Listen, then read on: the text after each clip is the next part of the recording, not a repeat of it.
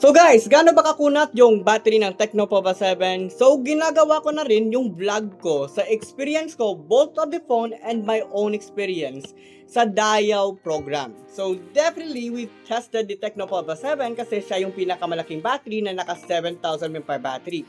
So heto yung vlog natin and enjoy my vlog sa Dial Festival. So, early to rise tayo and of course, papunta tayong Saltimbocca to guide the IP and fineflex ko lang yung Tecnopova 7 ko dito. Pero nakaproblema tayo sa Apple Music, no? So, hindi tayo makasign in, kaya hindi ko alam bakit. Okay, so this was shot at the Tecnopova 7 and yes, nalilakad ako patungo sa destination natin and so far, when it comes to camera quality, good lighting dito sa side ko. Okay naman siya. Pretty stable siya.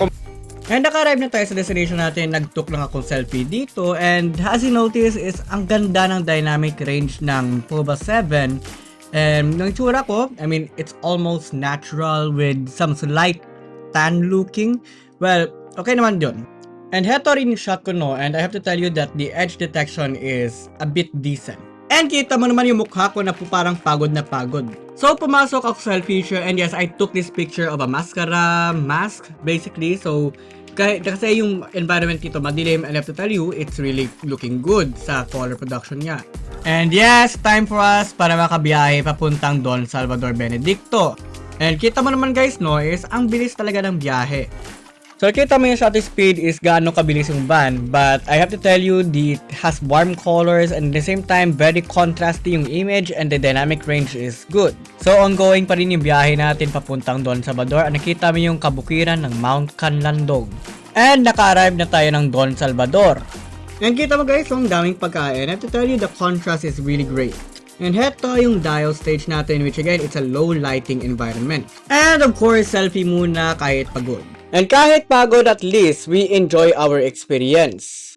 And of course, umuwi na ako ng kagabi and this is the Bacolod City Government Center during Mascara na umulan.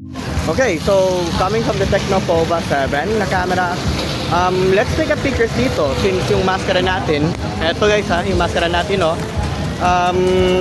medyo umulan, walang tao, so I'll take a night pictures para makita nyo rin at the same rate. So sa picture dito is medyo sabog siya and kita mo rin yung exposure, pero yep, umulan, kita mo rin yung rain droplets. And heto naman yung Carnaval and I have to tell you that the image quality of this one, it looks really good, very contrasty and grabe yung sagad ng lighting. So nakauwi tayo sa bahay natin, kita mo madilim, di ba? Yung oras natin is 9:50. Yung battery natin guys is 41%. Grabe. Like, ang kunat.